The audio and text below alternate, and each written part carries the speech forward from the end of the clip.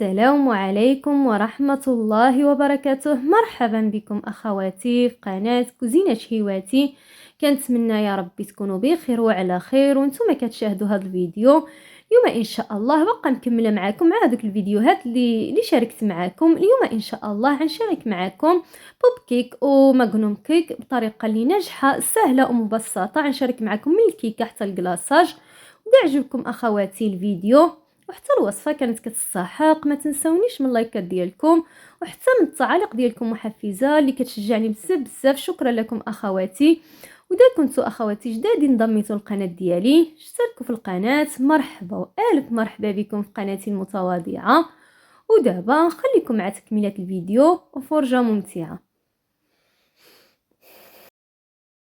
قبل ما نبداو بحال ديما ما ننساوش الصلاه على النبي، اللهم صل وسلم وبارك على سيدنا محمد. بسم الله على بركه الله. انا غنبدا بالمقادير الكيكه اللي غنشارك معكم في هذا الماغنوم كيك اللي احتاجيت فيها بيضه واحده وربع كاس من السكر وواحد الياغورت طبيعي. الياغورت ضيفوا اي ياغورت كتفضلوه، غير انا كان كيتوفر عندي غير هذا طبيعي.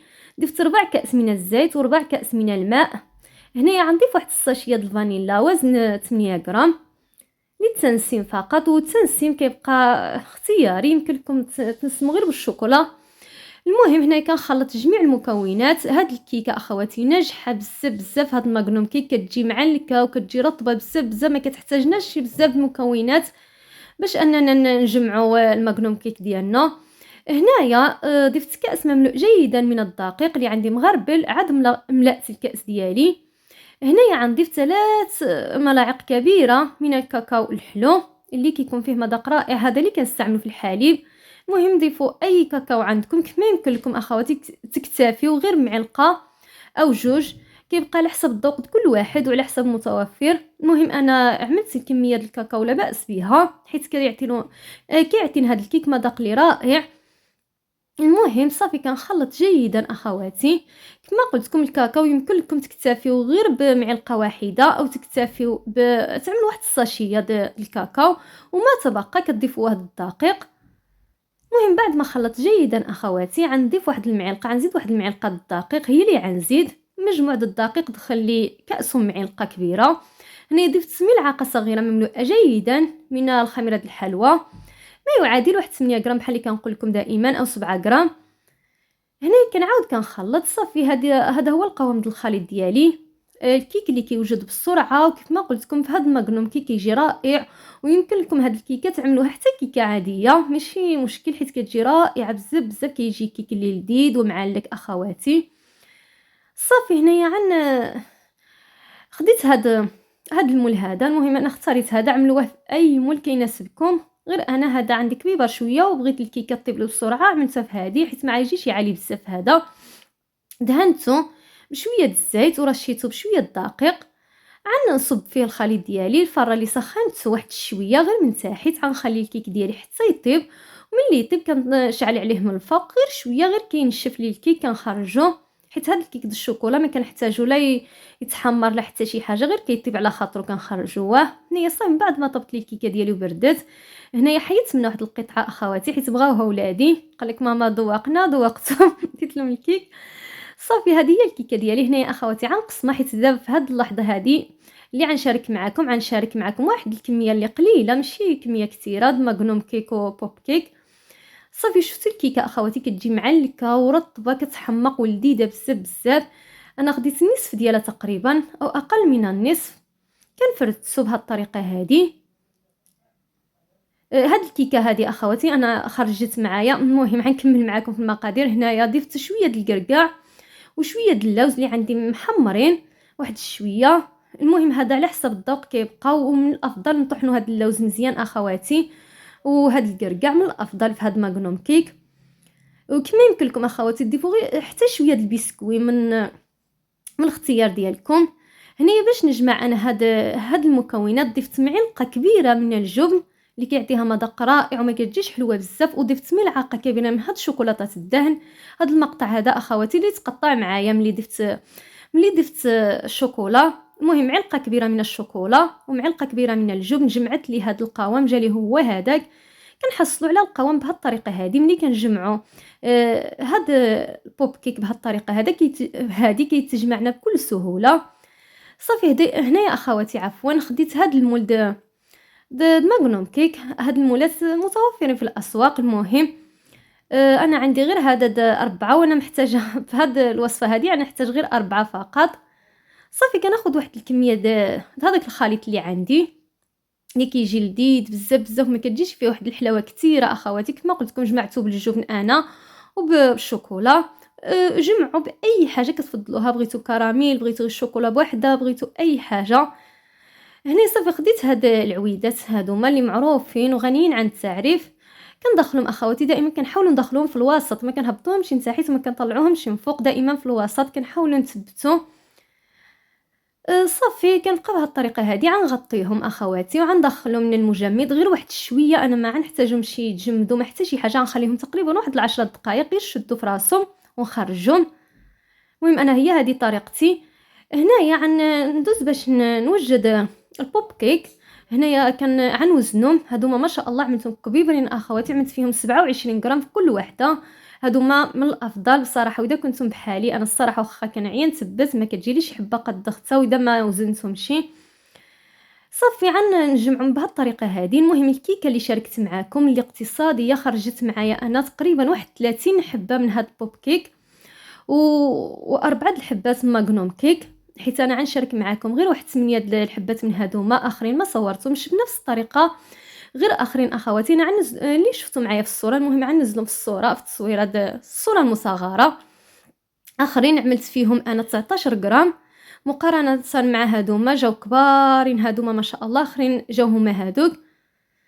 صافي هنايا ذوبت شويه من الشوكولا البيضاء وكنغطس فيها هاد العويدات هادو اللي معروفين كيكونوا خاص بهاد بوب كيك. صافي كنغطسهم كندخلهم بكل سهوله كما شفتوا اخواتي. ما كيجيو ما كيتخسر الشكل ديالهم، ما كيطرطقوا حتى شي حاجه، غير هذاك القطع الكركاع واذا ضغطتوا عليهم هما اللي كيشقوا لنا هاد البوب كيك واحد شويه. هني اخواتي خديت هاد الشوكولا، خديت الشوكولا البيضاء وخديت لونتها بهذا الملون خضر، عملت لها غير لون مفتوح. صافي انا نعملوا بالشوكولا بهذه الطريقه هذه مع نغطسهم شي غير بالمعلقه. وهادو اخواتي ضروري كنعاودوهم. دابا ملي كنزلهم على خديت واحد ورق غذائي ملي كنزلوهم كندفعوهم واحد شويه باش هذاك الزائد الشوكولا كتبقى في هذاك البابيل وكنعاودوا نستعملوها. غير دائما ما نضغطوش يا اخواتي، غير كندفعوهم غير دفيعه اللي خفيفه. يعني غنستمر بنفس الطريقه اخواتي، غير انا هذه الطريقه هذه عملتها بالمعلقه حيت ما عنديش واحد الكميه كثيره هاد المكونات او هذا البوب كيك ماغنوم كيك. ما بغيتش نضيع بزاف الشوكولا، علاش عملت هاد الطريقه هذه كتجينا اقتصاديه. واذا كان عندكم كميه كثيره اخواتي كتعملوهم في واحد الكاس اللي كيكون مجموع تعملوهم بحال اللي كتغطسوهم في الشوكولا وكتحيدوهم. حتى هذيك الطريقه كتجي ساهله وكيجيو مفينيين رائعين بزاف بزاف بهذيك الطريقه احسن من الطريقه ديال المعلقه. هادو ما اخواتي عاودتهم كاملين حيت كما شفتوا ملي كيكون عندنا الكيك في اللون الاسود هذاك البوب كيك واخا كنغلفوها بالشوكولا كيبقى كيبان. المهم ما كيتغطاش كامل من المره الاولى. المهم نتمنى تكونوا فهمتوني. صافي نعاودهم كاملين غير مره واحده فقط، يعني المره الاولى والمره الثانيه فقط. صافي خليتهم اخواتي كيبسوا بسرعه حيت الجو ما شاء الله بارد. دابا فين ما مشيتي الجو بارد. هادوما كما قلت لكم خليتهم تقريبا واحد 10 دقائق. على من عملت انا ديك بوب كيك رجعت هادوما. صافي كنحيدوا من هذا المول دائما اخواتي كما شفتوا كندفعوا غير من تحت وكنشبروهم. صافي كنرجعنا الشوكولا حتى هادوما غنغلفهم عفوا غير بالمعلقه بهذه الطريقه هذه. ما شاء الله اخواتي عندي الشوكولا دافيه غير واحد شويه عادي بحال اللي كنغلفوا بها اي حاجه، ولكن بسرعه كتجمد بسرعه. حتى هادو ملي كنزلوهم كندفعوهم اخواتي باش هذاك الزائد الشوكولا كيبقى لنا في هذاك بابيل كما قلت لكم. صافي غنستمر بس بنفس الطريقه حتى هادو ما نعاود نغلفهم اخواتي المره الثانيه.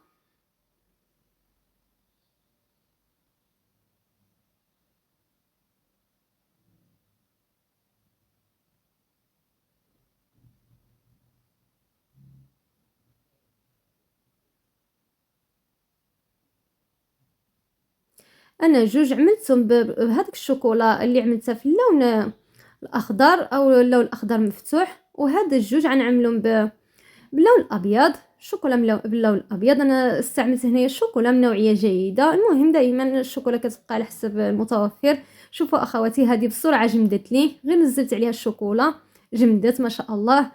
وما عنديش هاد بوب كيك اولا هاد ماغنوم كيك، ما عنديش جامدين، غير باردين غير شويه، ولكن مع الجو بارد. صافي في التزيين غنعملهم خطوط من الشوكولا بهذه الطريقه هذه، كنعاكس الالوان وصافي كما شفتوا. كنعمل عليهم شويه من واحد حبيبه السكر كيكون باللون الذهبي. المهم هادو كيتباعوا كنزينوا بهم الحلويات ديالنا. صافي غنصور نفس الطريقه اخواتي حتى نسالي الكميه اللي عندي كامله. المهم انا عملت 8 د الحبات البوب كيك و4 الحبات من ماغنوم كيك، هما اللي كنت محتاجه لهم. النهار هذا ملي عملت عيد الميلاد من ولدي هما اللي كنت محتاجه هاد الكميه اخرى. الكميه اخرى اللي غتشوفوها معايا في الصوره المصغره هذه كنت عملتها لواحد المناسبه اخرى.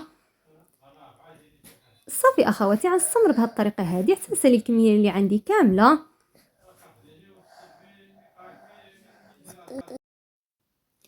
وهذه هي الوصفه ديالي اليوم اخواتي. نتمنى تكون عجبتكم. الصراحه يستحقوا التجربه بالطريقه اللي عطيتكم، كيجيو لذاذين ورائعين. واذا عجبوكم بحال ديما ما تنساوش اخواتي تدعموا القناه باللايك والاشتراك باش يوصل لكم كل جديد. وخليتكم على خير ومع شهوه جديده، والسلام عليكم ورحمه الله وبركاته.